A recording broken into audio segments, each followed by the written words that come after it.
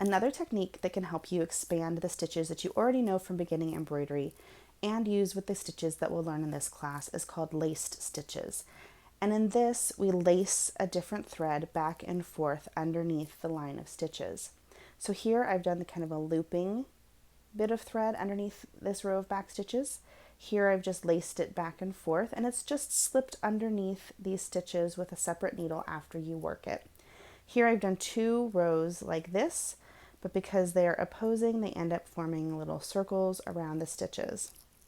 So one thing to notice is these are fairly loose. You can pull them out of shape quite easily.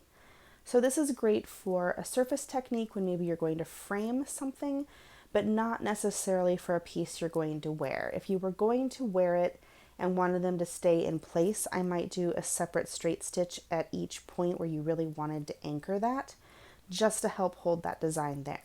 You could do it in the same yellow so that it wouldn't be obtrusive, or you could do it in the green as a contrast. You could do it as a French knot to give a little bit more dimension.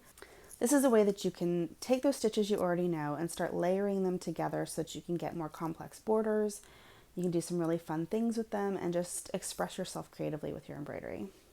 So to demonstrate how to lace a stitch, I have a separate strand of pearl cotton that I've anchored here, and I'm just going to slip my needle underneath one of my previous stitches and pull this through until it forms the shape of loop I want. And I can always adjust it with the needle like that. If the tip is catching threads, since it's so pointy, if it catches the threads or the fabric as you're going, you might find it easier just to slip the eye first underneath those previous stitches, or to use something like a tapestry needle that already has a blunt tip. But all you're doing is threading that back and forth underneath the work.